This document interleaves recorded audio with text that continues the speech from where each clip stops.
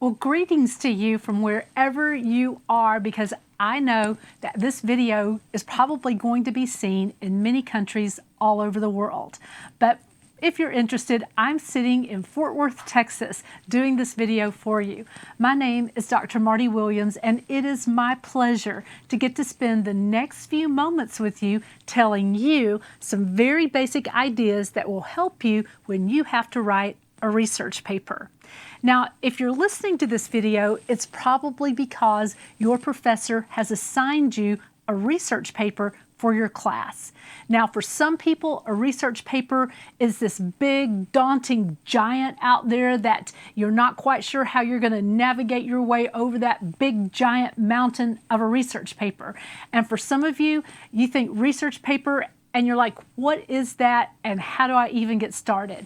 So whether you're that person that's like, I'm not sure what this is and I just need to get started, or that person who's thinking this is an overwhelming, monumental task and I just don't know if I can do it, I think I can offer you some help today that will put you on the right track of either taking down that mountain or of getting yourself started on that journey. So the first thing that you're going to want to do, your professor will have given you a syllabus or something that has instructions on it. You're going to want to familiarize yourself with the assignment and carefully read the instructions.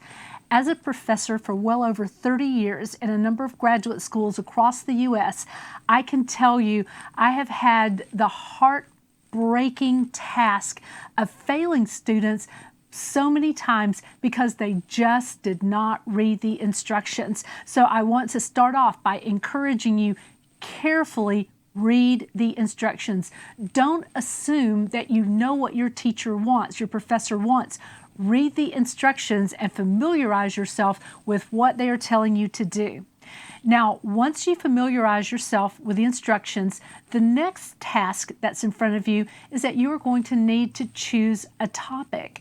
Now, chances are, especially on an undergraduate and even on a graduate level, your professor is either going to specifically assign you a topic or specifically assign you a subject from which you may choose a topic on that subject.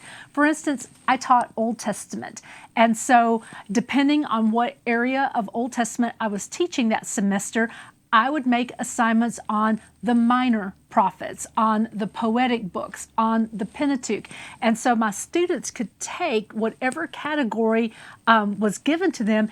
And then, for instance, if the minor prophets were given to them, someone might want to take the political situation for the book of Amos, which, of course, Amos is a minor prophet. The political situation or context of Amos is a very specific strategic subject area. So they would be able to take that. Now, as a professor, another thing I did, because I wanted my students to do well, is they had to, when they chose their topic, they had to submit that topic to me for pre-approval. But you may not have that in your particular situation. But familiarize yourself with the assignment. That's number one. Number two, choose your topic. And after you've chosen your topic, you're going to want to do your research and identify the issues that are related to your topic. Now, some areas of research. Probably most of you are going to be using electronic formats to do your research.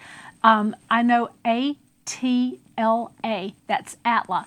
ATLA Database and Research is a Christian education research format that you'll probably have access to, or you'll want to get access to it. I caution you to not use a lot of Wikipedia and Google searches, because that information is sometimes unreliable. But your professor should and most probably will give you the parameters for the research that you're to use. But once you've familiarized yourself with the instructions, chosen your topic, and done your initial research, then you're going to want to create and state your thesis. This is going to be the driving statement for your paper. Let me go back to the political context for the book of Amos. My thesis statement, if I were to choose that for a topic, my thesis statement might sound something like this. The prophet Amos lived in the time of economic prosperity for both the northern and the southern kingdoms. But instead of this prosperity leading the people of God to be grateful to God, it led them toward idolatry and a wicked, compromised political system. This paper will endeavor to show the reader, or endeavor to prove to the reader, that Amos's political context informed his prophetic declarations. That is a very clear, concise thesis statement. I have stated the condition of Amos, his political condition. I have put the spiritual element in there, that their political context is going to be determining their spiritual condition, or they're allowing their spiritual condition to be fed by their political context. And then Amos is going to address that and show them that their political context is really very much a direct result of their moral condition. So create and state your thesis statement. Then the fifth thing that you're going to want to do is to organize your thoughts and your notes. You're going to want to write your thoughts down. As you do your research, you're going to want to take notes on your research, and make certain that when you quote from a particular reference, that you give that person or that reference credit, whether it's embedded in internal notes, footnotes, or endnotes, whatever your professor designates for you. But organize your thoughts. You're going to want to make an outline. This is the sixth thing, and this is maybe one of the most important things that you will do before you write. Because see, if you try to write, let's say a 5-page paper, if you try to write a 5-page paper all at once, it's going to go in so many directions, and it's going to lack coherence and just a logical flow of thought. But if you write an outline, introduction, point on the introduction, and then main point for the body A, and what you're wanting to say, B, and what you're wanting to say, and C, what you're wanting to say, and then conclusion. Basically, all you have to do from that point is take your outline and just answer every question or address every point on your outline. And as you write, that is your paper. So your outline is really important when you start putting your paper together. Then once you've done your outline, if there needs to be any additional research, if for instance you find that as you write your outline, you've come up with questions that you had not considered before, then you're going to want to do some additional research on that and answer your questions. And then finally, or number 8, you're going to write your introduction. The purpose of an introduction is to embed your thesis statement and to draw your reader in. This is where we're going. These are the questions that I'm going to answer in the body of this paper. And then write the body of your paper. Point 1, point 2, point 3, and then of course your conclusion. Once you've actually written your paper, go back and edit your paper. Self-editing is so important. You're going to want to edit your paper for 3 things. You're going to want to edit for grammar, you're going to want to edit for form, and you're going to want to edit for content.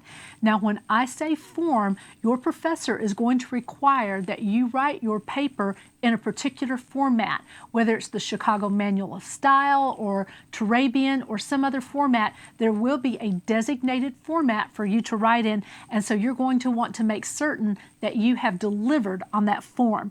And if your grammar is not really great, and that's okay. Some of the most brilliant people I know, their grammar needs a lot of help. That's when you get someone that you trust to read your paper and to read it for grammar and to read it for form and to read it for content. And that's perfectly acceptable. And finally, the last thing that you're going to do is to reread your paper.